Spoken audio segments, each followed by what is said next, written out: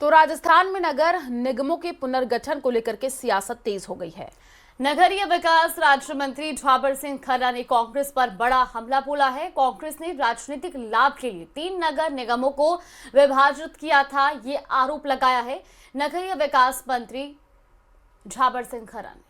देखिए, खन्ना ने ये कहा कि जयपुर, जोधपुर और सरकार ने अनुचित विभाजन कर जनता के साथ छल किया है। वहीं भाजपा सरकार के सुशासन और विकास से विपक्ष बौखला गया है। खन्ना का ये कहना है कि मुख्यमंत्री भजनलाल शर्मा के नेतृत्व में जनता का सरकार पर पूरा भरोसा है और कांग्रेस का कुछ प्रयास जनता को बरगलाने में असफल रहेगा। सुनिए। वापस दोनों विभाजित महानगरपालिकाओं को एकत्रित करके और दिल्ली महानगर पालिका के रूप में पुनर्गठित किया गया, जो दिल्ली का शहरी प्रशासन बहुत बखूबी संभाल रही है। ऐसे में कांग्रेस पार्टी के नेताओं द्वारा जयपुर, जोधपुर और कोटा नगर निगमों को एक करने के मामले में जिस प्रकार की बयानबाजी की जा रही है, उससे ऐसा लगता है कि उनके कहीं न कहीं राजनीतिक हितों पर गहरी चोट लगी है, जिससे बौखलाकर वो राजस्थान और विशेष रूप से जयपुर, जोधपुर और कोटा की जनता को बरगलाने का प्रयास कर रहे हैं। लेकिन उनका ये कुत्सित प्रयास किसी भी रूप में सफल नहीं होगा, क्योंकि आज की जनता इतनी जागरूक है कि उन्हें बेहतर प्रशासन, बेहतर विकास और विकसित राजस्थान की दिशा में उनकी सोच बढ़ी है। तो वही राजस्थान के मुख्य सचिव सुधांशु पंत के दिल्ली तबादले से ब्यूरोक्रेसी में नई चर्चा छिड़ गई है। जी हां, एक और जहां इस ट्रांसफर को नौकरशाही में समीकरणों के फेरबदल की शुरुआत माना जा रहा है, तो वहीं नए चीफ सेक्रेटरी को लेकर के नामों पर मंथन भी शुरू हो गया है। ये रिपोर्ट देखिए। राजस्थान ब्यूरोक्रेसी में मची हलचल, क्यों हुआ सुधांशु पंत का तबादला, कौन होगा नया मुख्य सचिव, किसकी चर्चा। राजस्थान के मुख्य सचिव सुधांशु पंत के अचानक दिल्ली तबादले से प्रदेश के प्रशासनिक गलियारों में हलचल मच गई। उन्हें केंद्र में सामाजिक न्याय और अधिकारिता सचिव के पद पर नियुक्त किया गया है। पीएम मोदी की अध्यक्षता में हुई नियुक्तियां संबंधी कैबिनेट ने तबादले का आदेश जारी किया है। यह नियुक्ति 30 नवंबर से प्रभावी होगी, जबकि वर्तमान सचिव अमित यादव रिटायर होंगे। सुधांशु पंत 1991 बैच के आईएएस अधिकारी हैं। उन्हें 1 जनवरी 2024 को राजस्थान का मुख्य सचिव बनाया गया था। अब इस तबादले को राज्य की नौकरशाही में समीकरणों के फेरबदल की शुरुआत माना जा रहा है। इस पूरे मामले में दिलचस्प बात यह है कि सोमवार को सचिवालय में सीओएस बैठक के दौरान सुधांशु पंत ने अफसरों से कहा था कि अपना आचरण सुधारिए, जल्द ही एक बड़ा धमाका होने वाला है।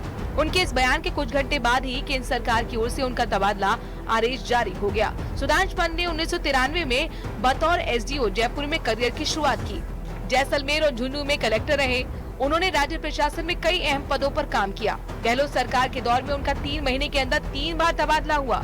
जनवरी 2024 में भजनलाल सरकार ने उन्हें मुख्य सचिव बनाकर प्रशासनिक स्थिरता का संदेश देने की कोशिश की थी, लेकिन 1 साल पूरा होने से पहले ही दिल्ली से बुलावा आ गया कि उनकी खुद की इच्छा के मुताबिक उन्हें केंद्र में प्रतिनियुक्ति पर भेजा गया है। 1 दिसंबर को अपनी जिम्मेदारी संभालेंगे, लेकिन उससे बड़ा जो सवाल है 1 दिसंबर से पहले राजस्थान के लिए वो ये है कि अब अगले मुख्य सचिव की जिम्मेदारी किसे दी जाएगी।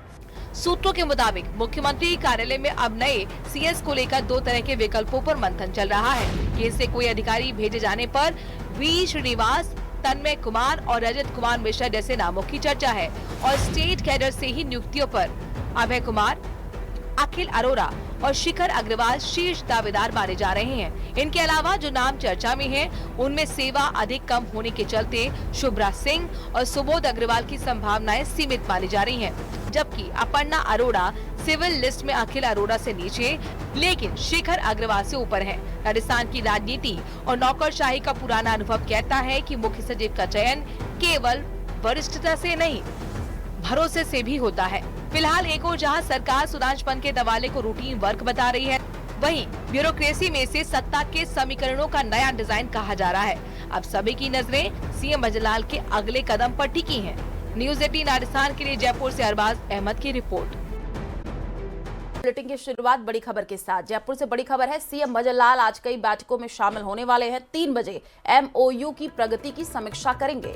तो 9 लाख करोड़ के एमओयू की प्रगति की समीक्षा करेंगे सीएम। प्रवासी राजस्थानी दिवस को लेकर भी मुख्यमंत्री बैठक लेंगे। इसके बाद शाम 4:30 बजे हरियाणा में आयोजित होने वाली उत्तर क्षेत्रीय परिषद की बैठक के संबंध में ब्रीफिंग करेंगे। तो मुख्यमंत्री कार्यालय में ये बैठक प्रस्तावित है। इस वक्त की बड़ी खबर आपको बता रहे हैं, सीएम भजनलाल आज कई बैठकों में शामिल होने वाले हैं। 3 बजे का वक्त होगा जब एमओयू की प्रगति की वो समीक्षा करेंगे और 9 लाख करोड़ के एमओयू की प्रगति की समीक्षा करेंगे। प्रवासी राजस्थानी दिवस को लेकर की भी एक बैठक वो लेने वाले हैं। तो शाम 4:30 बजे हरियाणा में वो आयोजित होने वाली उत्तर क्षेत्रीय परिषद की बैठक के संबंध में ब्रीफिंग करेंगे और ये सभी बैठकें जो है वो मुख्यमंत्री कार्यालय में प्रस्तावित हैं। तो ये बड़ी खबर आपको बता रहे हैं, आज मुख्यमंत्री भजनलाल शर्मा कई महत्वपूर्ण बैठकों की अध्यक्षता करेंगे और इसमें सबसे पहले जो 3 बजे एमओयू की प्रगति की समीक्षा होगी और इसके बाद 9 लाख करोड़ के एमओयू की प्रगति की समीक्षा जो है वो मुख्यमंत्री भजनलाल शर्मा करेंगे।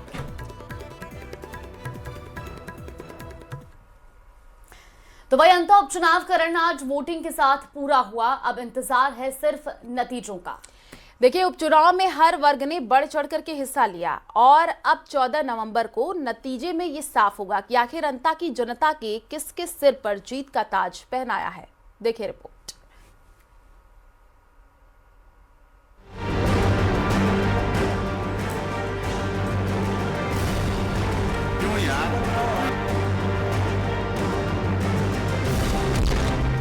अंता में मतदान किसके नाम? उपचुनाव में दांव पर दिग्गजों की साख। अंता उपचुनाव का किंग कौन? अंता की जनता ने उपचुनाव में बढ़ चढ़कर मतदान किया। सुबह 7 बजे से शुरू हुई वोटिंग शाम 6 बजे खत्म हुई। दिन भर मतदान केंद्रों पर उपचुनाव का उत्सव जारी रहा। लंबी लंबी कतारों में लगकर मतदाताओं ने वोट डाले। सुबह 7:30 बजे बीजेपी प्रत्याशी मोरपाल सुमन ने अपने पैतृक गांव तिसाया के मतदान केंद्र पर पहुंचकर वोट डाला। उपचुनाव में कुछ जगहों पर ईवीएम मशीन में खराबी की शिकायतें मिली, जिन्हें तुरंत सही किया गया। बाकी सभी जगहों पर शांतिपूर्ण रूप से मतदान संपन्न हुआ। सांकली गांव में शमशान घाट और सड़क की समस्याओं को लेकर ग्रामीणों ने मतदान का बहिष्कार रखा।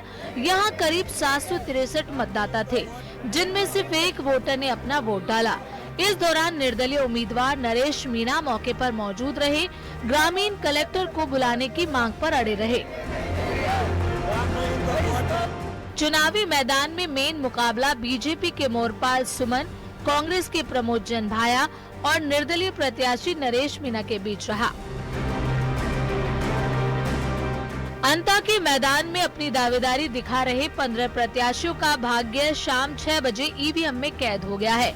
इस मतदान में युवाओं, बुजुर्गों और महिलाओं समेत सभी वर्गों ने अपनी भागीदारी निभाई है। अब 14 नवंबर को मतदान के बाद चुनावी रिजल्ट में पता चलेगा कि किसके सिर पर अंता की जनता ने जीत का ताज पहनाया है। इस सीट के इतिहास पर नजर डालें तो पिछले 4 चुनाव में बीजेपी और कांग्रेस का 2-2 बार कब्जा रहा है। 2008 में कांग्रेस के प्रमोद जनभाया जीते, 2013 में बीजेपी के प्रभुलाल सैनी, 2018 में प्रमोद जनभाया फिर से विजयी हुए, जबकि 2023 में बीजेपी के कंवरलाल मीणा ने जीत दर्ज की। अंता के मैदान में कुल 15 प्रत्याशियों ने अपना भाग्य आजमाया है, जिनका फैसला अब 14 नवंबर को होना है। लेकिन आज सुबह 7 बजे से शुरू हुए मतदान में यहाँ के मतदाताओं ने जमकर अपना उत्साह दिखाया। ये मतदाता करीब शाम 6 बजे तक ही उत्साहपूर्वक मतदान करते नजर आए हैं।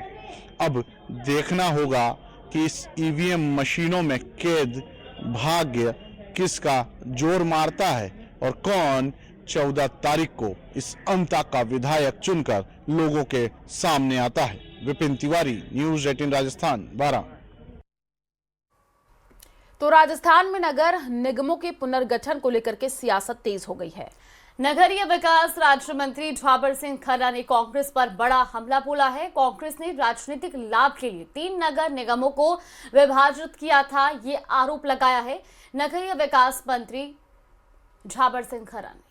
देखिए, खन्ना ने ये कहा कि जयपुर, जोधपुर और कांग्रेस सरकार ने अनुचित विभाजन कर जनता के साथ छल किया है। वहीं भाजपा सरकार के सुशासन और विकास से विपक्ष बौखला गया है। खन्ना का ये कहना है कि मुख्यमंत्री भजनलाल शर्मा के नेतृत्व में जनता का सरकार पर पूरा भरोसा है और कांग्रेस का कुछ प्रयास जनता को बरगलाने में असफल रहेगा। सुनिए।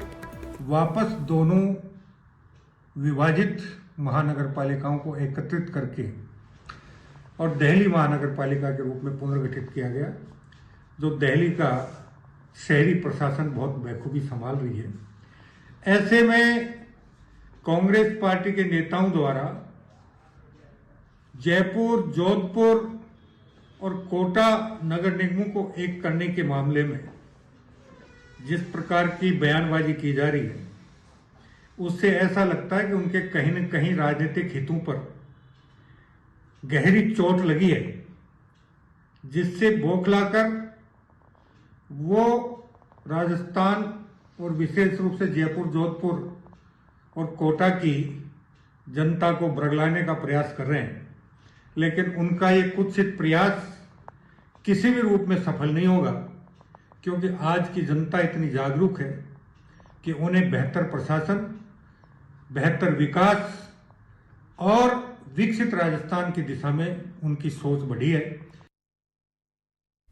तो वही राजस्थान के मुख्य सचिव सुधांशु पंत के दिल्ली तबादले से ब्यूरोक्रेसी में नई चर्चा छिड़ गई है। जीआई को जहां इस ट्रांसफर को नौकरशाही में समीकरणों के फेरबदल की शुरुआत माना जा रहा है, तो वहीं नए चीफ सेक्रेटरी को लेकर के नामों पर मंथन भी शुरू हो गया है। ये रिपोर्ट देखिए। राजस्थान ब्यूरोक्रेसी में मची हलचल, क्यों हुआ सुधांशु पंत का तबादला, कौन होगा नया मुख्य सचिव, किसकी चर्चा। राजस्थान के मुख्य सचिव सुधांशु पंत के अचानक दिल्ली तबादले से प्रदेश के प्रशासनिक गलियारों में हलचल मच गई। उन्हें केंद्र में सामाजिक न्याय और अधिकारिता सचिव के पद पर नियुक्त किया गया है। पीएम मोदी की अध्यक्षता में हुई नियुक्तियां संबंधी कैबिनेट ने तबादले का आदेश जारी किया है। यह नियुक्ति 30 नवंबर से प्रभावी होगी, जबकि वर्तमान सचिव अमित यादव रिटायर होंगे। सुधांशु पंत 1991 बैच के आईएएस अधिकारी हैं। उन्हें 1 जनवरी 2024 को राजस्थान का मुख्य सचिव बनाया गया था। अब इस तबादले को राज्य की नौकरशाही में समीकरणों के फेरबदल की शुरुआत माना जा रहा है। इस पूरे मामले में दिलचस्प बात यह है कि सोमवार को सचिवालय में सीओएस बैठक के दौरान सुधांशु पंत ने अफसरों से कहा था कि अपना आचरण सुधारिए, जल्द ही एक बड़ा धमाका होने वाला है। उनके इस बयान के कुछ घंटे बाद ही केंद्र सरकार की ओर से उनका तबादला आदेश जारी हो गया। सुधांशु पंत ने 1993 में बतौर एसडीओ जयपुर में करियर की शुरुआत की। जैसलमेर और झुंझुनू में कलेक्टर रहे। उन्होंने राज्य प्रशासन में कई अहम पदों पर काम किया। गहलोत सरकार के दौर में उनका 3 महीने के अंदर 3 बार तबादला हुआ। जनवरी 2024 में भजनलाल सरकार ने उन्हें मुख्य सचिव बनाकर प्रशासनिक स्थिरता का संदेश देने की कोशिश की थी, लेकिन 1 साल पूरा होने से पहले ही दिल्ली से बुलावा आ गया कि उनकी खुद की इच्छा के मुताबिक उन्हें केंद्र में प्रतिनियुक्ति पर भेजा गया है। 1 दिसंबर को अपनी जिम्मेदारी संभालेंगे, लेकिन उससे बड़ा जो सवाल है 1 दिसंबर से पहले राजस्थान के लिए वो ये है कि अब अगले मुख्य सचिव की जिम्मेदारी किसे दी जाएगी। सूत्रों के मुताबिक मुख्यमंत्री कार्यालय में अब नए सीएस को लेकर 2 तरह के विकल्पों पर मंथन चल रहा है। केंद्र से कोई अधिकारी भेजे जाने पर वी श्रीनिवास, तन्मय कुमार और रजत कुमार मिश्रा जैसे नामों की चर्चा है, और स्टेट कैडर से ही नियुक्तियों पर अभय कुमार, अखिल अरोरा और शिखर अग्रवाल शीर्ष दावेदार माने जा रहे हैं। इनके अलावा जो नाम चर्चा में हैं, उनमें सेवा अधिक कम होने के चलते शुभ्रा सिंह और सुबोध अग्रवाल की संभावनाएं सीमित मानी जा रही हैं, जबकि अपर्णा अरोड़ा सिविल लिस्ट में अखिल अरोड़ा से नीचे, लेकिन शिखर अग्रवाल से ऊपर है। राजस्थान की राजनीति और नौकरशाही का पुराना अनुभव कहता है कि मुख्य सचिव का चयन केवल वरिष्ठता से नहीं, भरोसे से भी होता है। फिलहाल एक ओर जहां सरकार सुधांशु पंत के तबादले को रूटीन वर्क बता रही है, वहीं ब्यूरोक्रेसी में से सत्ता के समीकरणों का नया डिजाइन कहा जा रहा है। अब सभी की नजरें सीएम भजनलाल के अगले कदम पर टिकी हैं। न्यूज़ 18 राजस्थान के लिए जयपुर से अरबाज अहमद की रिपोर्ट।